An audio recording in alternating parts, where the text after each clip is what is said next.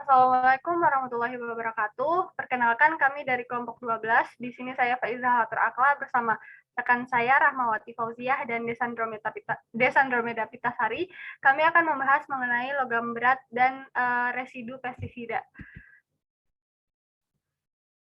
Berikut merupakan outline pembahasan kami. Yang pertama ada identifikasi hazard, yang kedua transportasi dan transformasi, kemudian karakterisasi risiko dan manajemen risiko.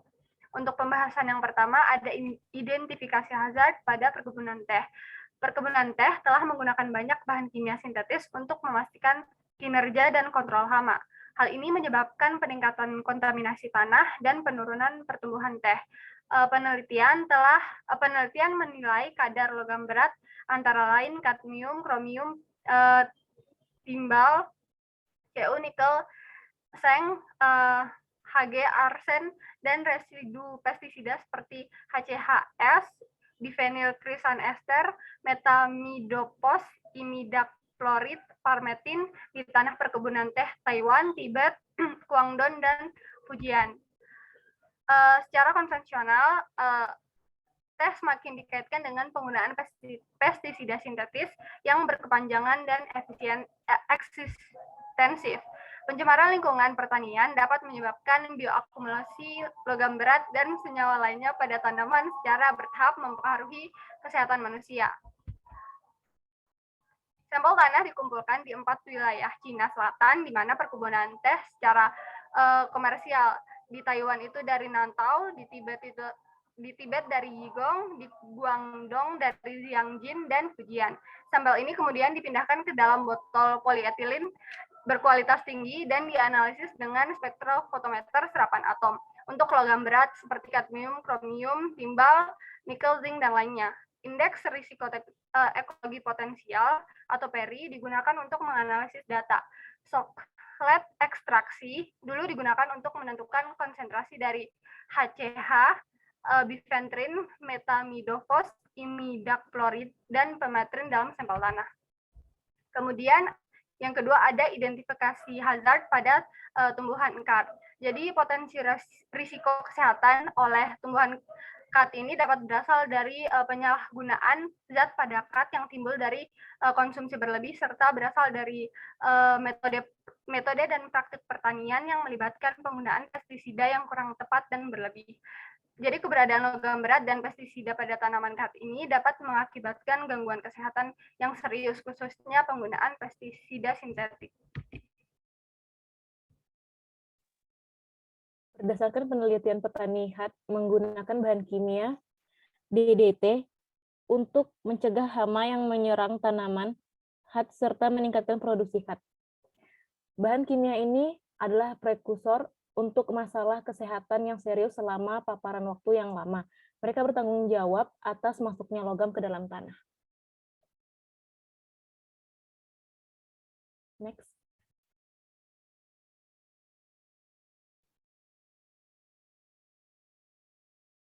Residu logam berat pada HAT dapat berasal dari penggunaan pupuk secara teratur, pembakaran sisa logam, penggunaan pestisida, serta dapat berasal dari tanah yang terkontaminasi logam berat. Produk HAT di Ethiopia menunjukkan adanya kandungan logam berat seperti Zn, Co, Cu, Cr, dan Fe. Sedangkan berdasarkan penelitian lain, di Yaman menunjukkan bahwa HAT mengandung logam berat seperti Zn, Cu, Pb, dan Cd dengan konsentrasi yang signifikan. Hal ini dapat terjadi karena tanaman HAT memiliki kemampuan untuk mengumpulkan mineral esensial dan mineral non-esensial yang kebanyakan berupa logam berat. Transportasi dan transformasi pada perkebunan teh, pencemaran lingkungan pertanian dapat menyebabkan bioakumulasi logam berat dan senyawa lainnya pada tanaman. Secara bertahap mempengaruhi kesehatan manusia. Penelitian tersebut menunjukkan bahwa kontaminan logam berat di antara lokasi bervariasi dengan Fuzhou dan Guangdong memiliki konsentrasi tertinggi. Fuzhou memiliki kadar CD, Pb, Cu, dan Zn yang tinggi. Meskipun memiliki pH tertinggi, Guangdong memiliki nilai Cr dan Ni tertinggi. Konsentrasi metamidopos di tanah tinggi, hal ini mungkin berkaitan erat dengan kebiasaan penyemprotan petani setempat. Transportasi dan transformasi pada tumbuhan had. Tanah tempat had ditanam bisa bersifat asam lemah atau basa dengan nilai pH diperkirakan dalam kisaran 6-8,8. Tanah secara alami mengandung unsur-unsur esensial dan non-esensial, dan oleh karena itu melalui transport aktif, unsur Pb, Co, dan Cd diambil dan dapat terakumulasi secara biologis di berbagai bagian tanaman had. Logam berat berakhir di struktur tanah melalui praktik pertanian modern, meskipun beberapa dari logam ini ada secara alami di dalam tanah.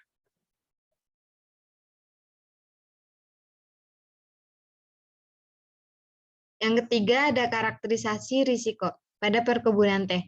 Kontaminasi logam berat di Fuzhou dan di Guangdong memiliki konsentrasi tertinggi. Fuzhou memiliki kadar kadmium, Pb, Cu, dan besi yang tinggi, meskipun memiliki pH tertinggi, sedangkan Guangdong memiliki nilai Cr dan Ni tertinggi. Konsentrasi tinggi ini mungkin terkait dengan lokasi, karena kedua tempat lebih urban.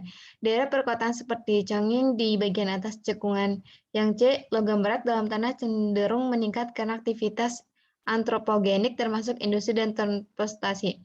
Oleh karena itu, kemungkinan tingginya kadar logam berat mungkin terkait dengan beberapa faktor termasuk urbanisasi, industrialisasi, pupuk, sintesis atau organik, dan praktik pengolahan.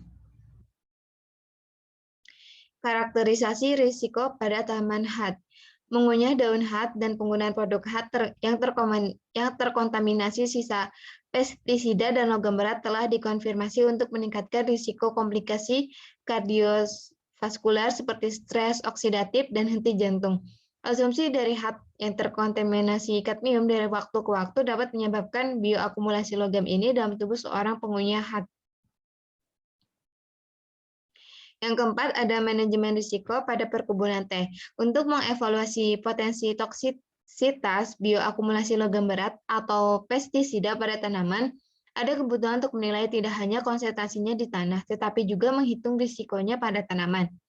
Dua indeks yang umumnya digunakan untuk analisis adalah indeks risiko ekologi potensial (PERI) dan indeks polusi komprehensif (NEMIRO). PERI memiliki keuntungan untuk mengintegrasikan faktor beracun ke dalam persamaan dan telah digunakan di berbagai ekosistem. Misalnya, tambang batu bara di berbagai daerah seperti Republik Ceko dan Cina telah dinilai melalui indeks ini. PERI cukup fleksibel untuk digunakan dalam sedimen serta ditunjukkan dalam studi zona pesisir Mesir di Mediterania di mana Fe dan Mn telah ditemukan memiliki nilai resiko tertinggi. Dalam ulasan baru-baru ini, PERI telah dianggap sebagai salah satu indeks penting pada 18 yang dianalisis, menambahkan bahwa lebih baik menggunakan lebih dari satu indeks. Dalam kasus kami telah menambahkan indeks polusi komprehensif NEMIRO. Indeks ini telah dihitung untuk ekosistem yang berbeda seperti di pinggir jalan Cina, untuk memeriksa kontaminasi logam berat dari pertambangan dan bahkan dalam pengambilan sampel air. Manajemen risiko pada tanaman had. Penggunaan pestisida sintesis dan pupuk kimia secara mulus menimbulkan risiko kesehatan, lingkungan, dan mata pencaharian khususnya kepada petani had di tanduk, Afrika, dan semenanjung Arab. Oleh karena itu, penting untuk mempraktekkan cara budidaya had yang bebas dari inseksida sintetik dan pupuk kimia. Oleh karena itu, pertanian organik merupakan sistem manajemen yang tepat yang akan meningkatkan kesehatan lingkungan tanah dan memfasilitasi produksi tanaman yang berkualitas yang pada akhirnya meminimalkan bioakumulasi logam non-esensial, logam berat, dan residu kimia pertanian pada tanaman yang diketahui memiliki dampak buruk bagi kesehatan manusia. Sekian dan terima kasih presentasi dari kami. Mohon maaf bila ada kesalahan.